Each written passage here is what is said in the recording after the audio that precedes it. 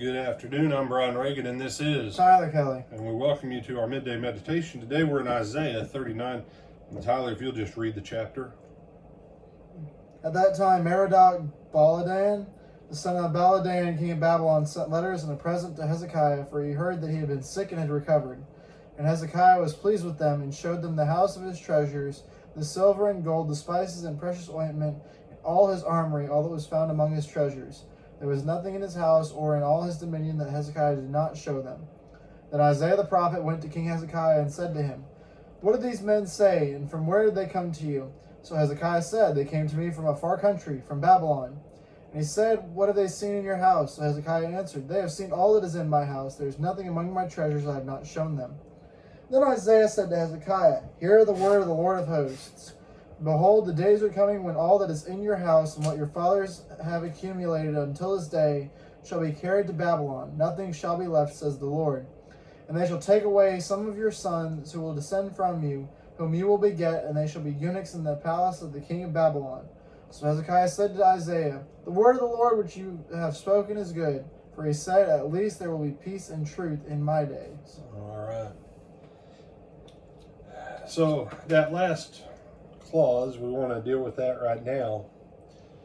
Tyler, you remember how old Manasseh was when Manasseh became king and his father died? Manasseh was 12 years old when he became king. All right.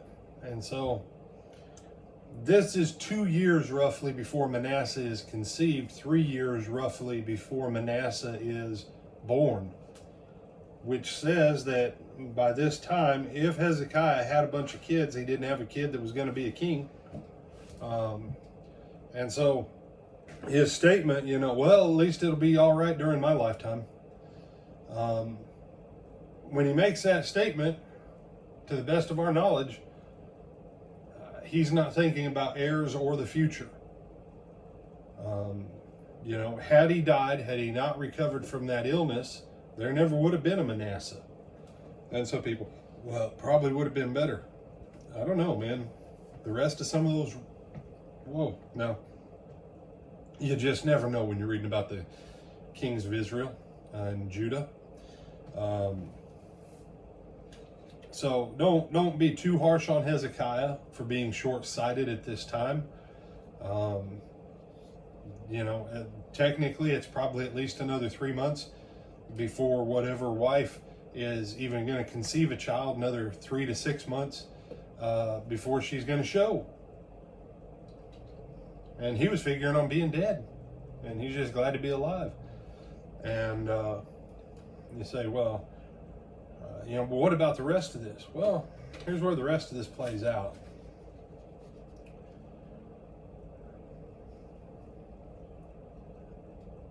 Don't put pictures of your brand new ring on Facebook. Don't put pictures of your brand new gun and ammo on Facebook. If you just got a brand new Rolex watch and it matches 9 other Rolexes, and you keep them on top of your dresser, you don't take a picture and say, "Look how good this one looks with the other 9 on top of my dresser."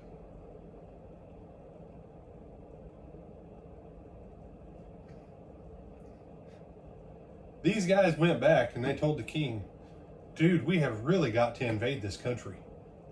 And the king probably answered him back and said, "We will, don't worry about it. When he's dead, then we'll go on ahead and do it. But right now, he's too valuable as an ally."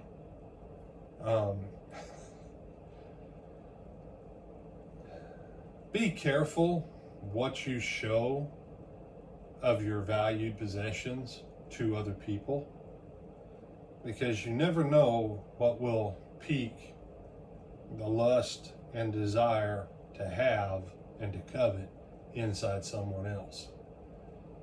And so Isaiah's prophecy, you say, no, Hezekiah was a little bit prideful here. He doesn't just show him the stuff that's his.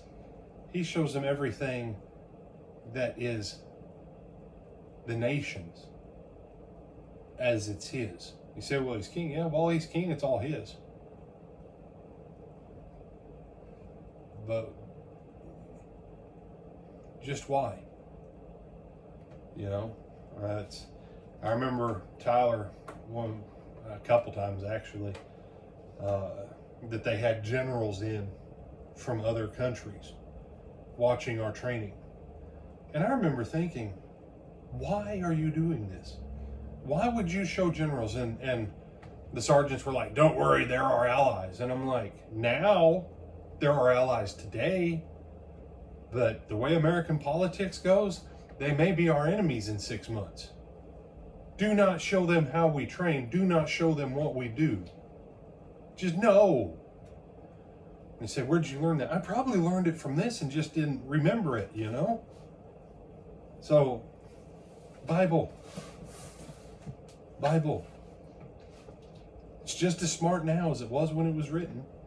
Oh, the world's changed a lot. Let me ask you, Tyler. Mm-hmm. Do people still engage in idolatry? Yes. Do people still lie, cheat, and steal? Yes. Do people murder? Yes. Do people covet? Yes.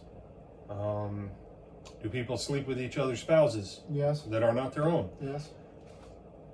Do some people not even bother with spouses and Yes. just engage in fornication? Definitely yes. Huh. So apparently, from the moment the 10 Commandments were given, Mm-hmm. People been the same. Yeah, pretty much. The only thing that changes is style of clothing, style of housing, a little bit of hairstyle, and the technology. And anybody who honestly believes that those superficial things change what goes on with people, the Bible's just as true, just as valid today as it was back when. Mm-hmm. I'm Brian Reagan. This is Tyler Kelly. And Jehoshaphat and I'll see you tonight at 8 o'clock. 8 o'clock for Twilight Talks on baptism.